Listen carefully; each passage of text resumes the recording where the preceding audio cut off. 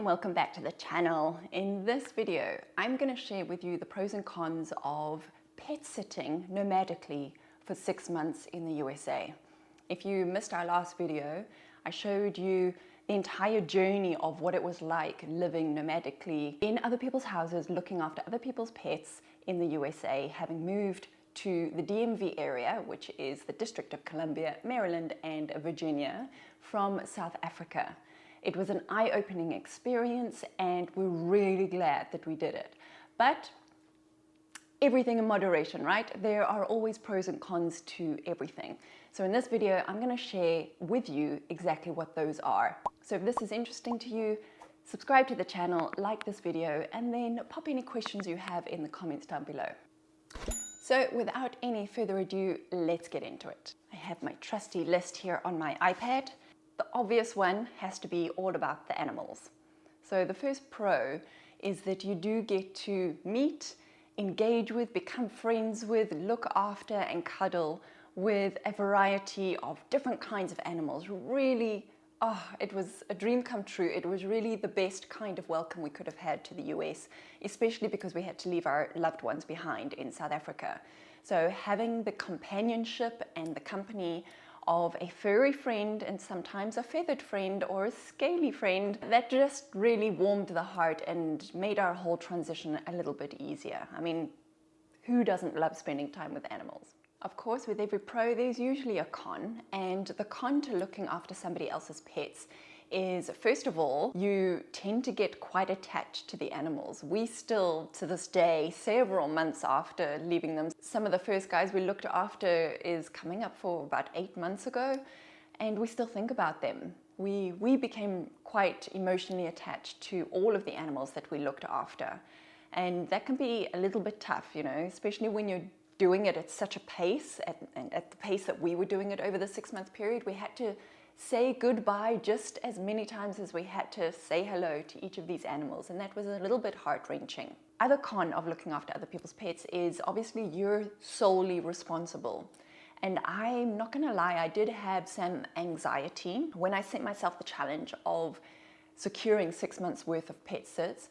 I was anxious that the longer we looked after other people's animals, the higher our chances of having to face an emergency or a health issue with relation to those animals. Thankfully, we didn't have any of those kinds of issues. The biggest health issue we had was when the bird we were looking after laid an egg and she shouldn't have. But other than that, we didn't have any problems, thankfully. But you know, you're still responsible. There was one situation where we were walking a pair of dogs and one of the dogs actually pulled itself out of its own collar, and we were walking on a really busy road. Thankfully, he just stood still and he didn't do anything, and we could snatch him up into our arms before he realized he was loose. But, you know, it wasn't our fault. He just pulled backwards and slipped out of his collar. But we were frightened after that. You know, what if things had not turned out? What would we have done? That would have been awful. So that responsibility of looking after somebody's animals is real. And then lastly, with regard to the animals, is that sometimes you might not necessarily agree with the lifestyle or the treatment choices that the fur parent has decided on for their animals. You know, perhaps you don't agree with how they are rearing or looking after their animals, but it's not really your place to say. You're a guest in their house and you're doing them a favor and they're doing you a favor, and so, well, it's not your place to change the way they do things, but you might not necessarily agree with it. On to another pro, and that is, of course, one of the big reasons that we did this was free accommodation.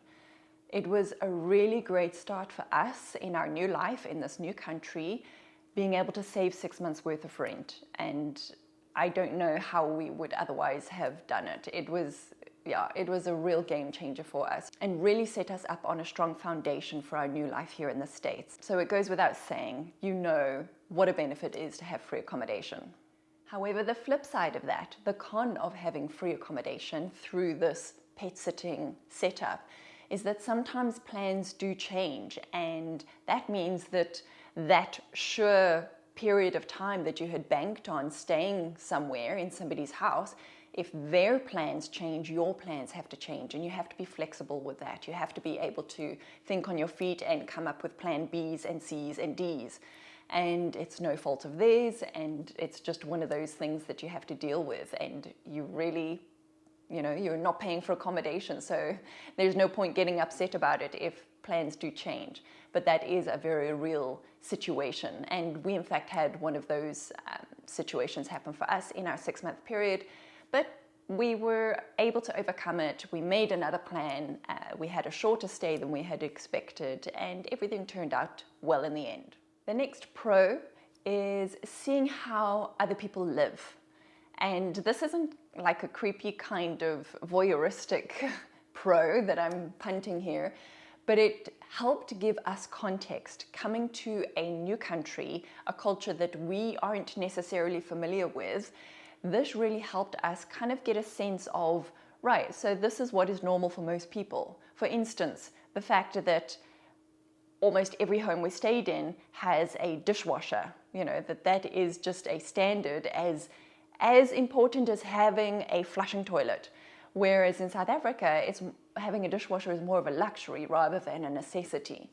So that was quite interesting. Also, just seeing the different spaces that people live in, from really small places to really big places, how they decorate it, all of that kind of thing. It really gave us some insight into, how do people do things here, because it might be slightly different to how we do things back in South Africa.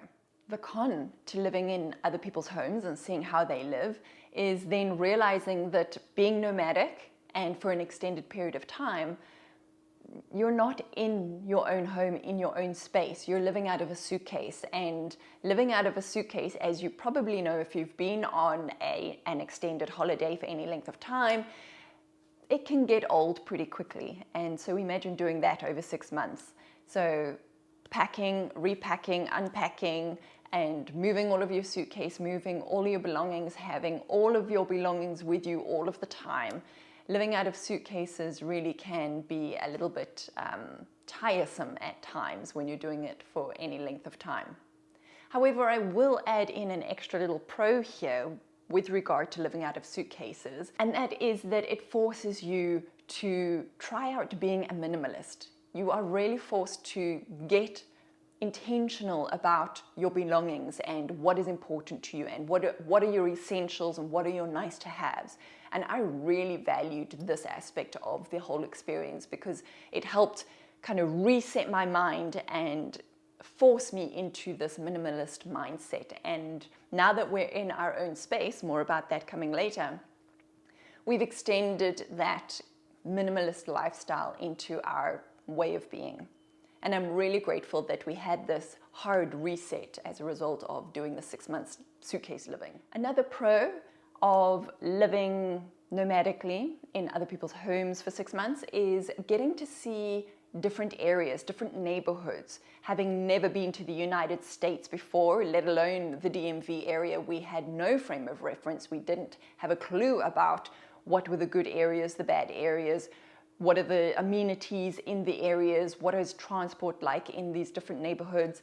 So this was a great footing for us to get all of that context, to have that familiarity with how the different neighborhoods compare to each other. And in the long run, this was crucial in helping us decide where it was that we wanted to settle. So without having to make a blind commitment to an area that we had never been before, we got to try them out and feel the vibe of an area. And each neighborhood has its own vibe, and we got that opportunity without the commitment before having to make our decision. But of course, moving from neighborhood to neighborhood comes with its cons, that we were constantly on the move. The logistics of moving from one neighborhood to the next neighborhood, I tried as much as possible to ensure that our pet sits, that when we went from one sit to another sit, that they were not too far away from each other, so that our transport was easy enough.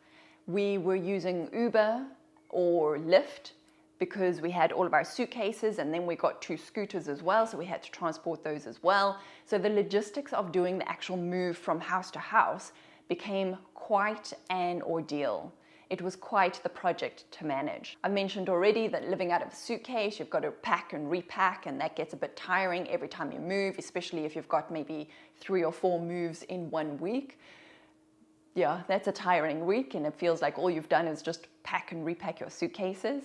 And then finally as well, an aspect of pet sitting and house sitting that you might not think of is that every time you leave a home to move to your next home, you've got to clean up after yourself. So I ensured that I left the houses that we had stayed in the same or better condition than what we found it. And I know that the hosts who allowed us into their home appreciated it, because often I would get comments back and feedback from them saying that they were really grateful that we'd left it as clean as we did, and that they thought their cleaning person had been because I'd left it in such a clean condition.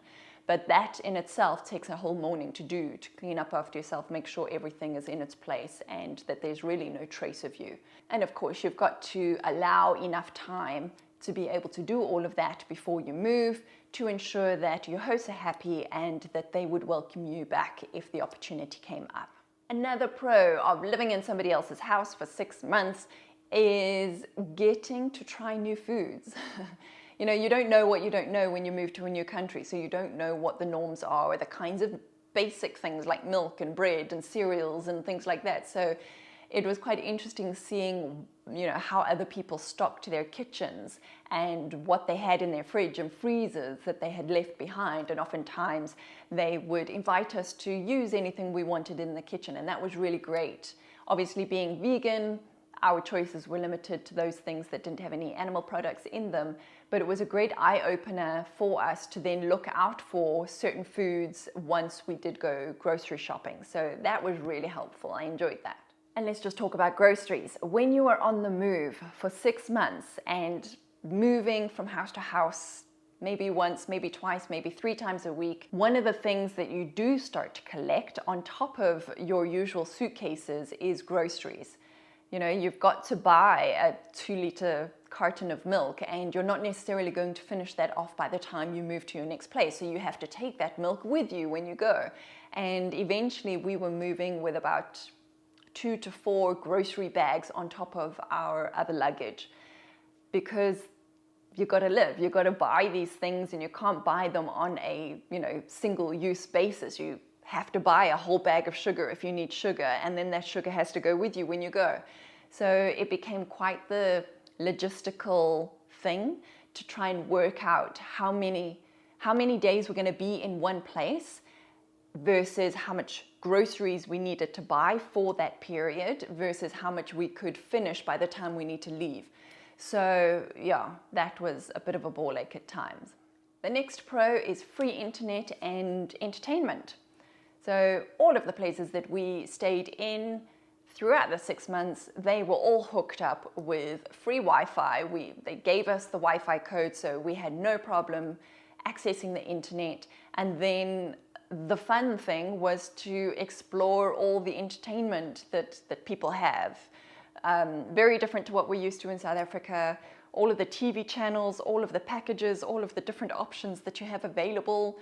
That was quite the exploration, and seeing, you know, who's got what channels and all of those kinds of things.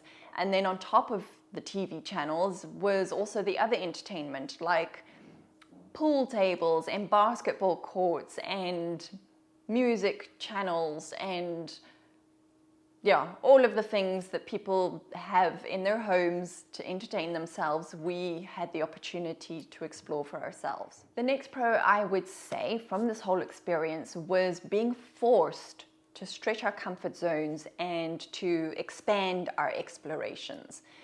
I know, for me personally, I'm a creature of habit, and that once I get familiar with an area or a routine or something in my reality, I tend to kind of just stick to the same things that I know all the time. And this was a great opportunity to really step out of those comfort zones out of necessity. And we have seen far more of the city and of these 3 different states than we would ever have explored by this point had we already organized permanent accommodation for ourselves before we got here.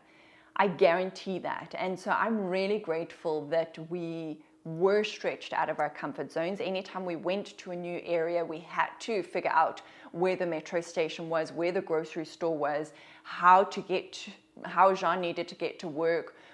And also, when we go out walking the dogs, that exploration in itself was a great opportunity to see the neighborhood, to see what's around us.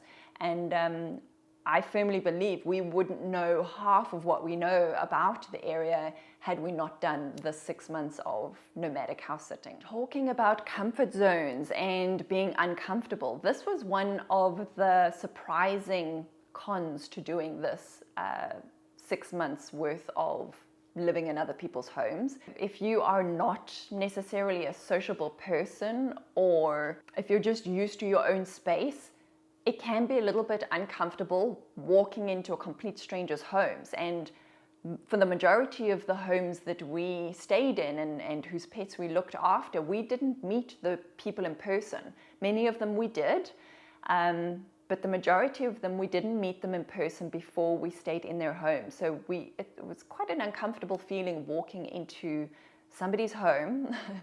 You've got the keys or you've got the code or whatever it is you need to access, but you're still walking into somebody else's private space, and then sleeping in their bed and using their shower and their toilet and their kitchen and their pots and pans.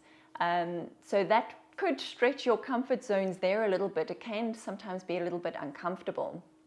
But the most uncomfortable experience we had through all of this was realizing the prevalence of these pet cameras. So, and it makes absolute sense. Pet lovers want to make sure that their pets are happy and healthy and behaving while they're away from home, potentially at work or out and about. So most of the homes that we stayed in, they have these pet cameras set up in the houses. And at first, we weren't aware that this was such a prevalent thing. But then once we became aware, then I kind of had this feeling like, are we being watched? Is there a camera that we don't know about? We were very grateful to those homeowners who did point out where the cameras were and invited us to unplug them or turn them off, or do what we want to do to make sure that we felt comfortable and we had our own privacy. But there was a particular situation where that was not offered to us, and so we literally felt like we were being watched the entire time we were there. So no going making coffee in your underpants because we all have underpants, so it wouldn't make that much difference. But you know what I mean. It's a bit uncomfortable if you think that you're being watched. A phrase that I have adopted quite a lot since making this move to the States is that context is everything. And having moved around has really given us a lot of information in terms of understanding the lay of the land. When we first got here, obviously the map we have in our head of the landscape was very small. And it was only when we went out and saw certain landmarks that, okay, we've got some context here. But going from neighborhood to neighborhood kind of filled in the pieces of the maps. And even to this day, when we go out and explore, we are having penny drop moments when we realize, oh, we came on a bus down this road and we didn't realize we were so close to this main street or to this landmark or to that place that we now frequent and is really familiar to us. And so it's quite interesting to see how our lens of the landscape has changed over time, and that's thanks to the exploration that we've had as a result of visiting all of these homes in these different neighborhoods. A major con with being nomadic like this in a big city, in a new country, is you don't have an address. And this was a really big deal and probably the biggest factor in our decision to eventually get our own apartment. Because without a fixed address, there is very little that you can do. We were very fortunate to very easily have opened a bank account on the, I think, second day that we were here. And they were quite happy for us to provide temporary addresses to be able to open that account. But other than that, it was quite an uphill struggle to be able to do life admin stuff without having a fixed address. Things like getting your driver's license or sorting out your tax stuff, or even just getting things delivered. When we started ordering things that we needed online, we had to work out where we would be at the expected delivery time so that we could coordinate with the delivery. Not having an address is a pretty big deal, and like I said, is the big contributing factor to us deciding to get our own apartment. The final pro, I would say, from this whole experience is that as we've been speaking to locals, speaking to the hosts of the homes we've been staying in, and we talk to them about, areas and places we've been to, landmarks we've seen, all of that kind of thing, we realize that in some respects, we now know more about the area than a lot of the locals do, because they've turned around and said, oh, well, we've never been there. Where is that? Can you tell us? Or a restaurant recommendation, or all of these things that we've had the opportunity to explore and experience that people who have lived here their entire lives haven't. And the final con, I would say, to this strategy of being nomadic when you first arrive in a new country, when you're just immigrating here, is that it can extend the turbulence of such a big move. It's a huge step. We know that moving home is a big deal in anybody's life, let alone moving to a brand new country. And the 6 months of nomadic living, as exciting as it was and as much fun as it was, it did also extend that feeling of being unsettled, of dealing with the turbulence of a move of this scale. It kind of just extended that whole up and downness of moving out of a country and a home that you're familiar with to a country and a home that you have no frame of reference. So yeah, it was quite unsettling. At times it felt like a lot to process, and I think we were quite exhausted come the end of it, because we'd essentially been immigrating for 6 months in total because we hadn't settled down into our own space. We loved our experience of pet sitting for 6 months, but we did feel it was time for us to settle into our own place. We've since found and moved into our own apartment, so if you want to see the process of securing an apartment as a foreigner in the USA, then make sure you subscribe, hit the notification bell so you're notified when I post that video. And if you've got any questions about this video, drop them in the comments below. Until then, bye.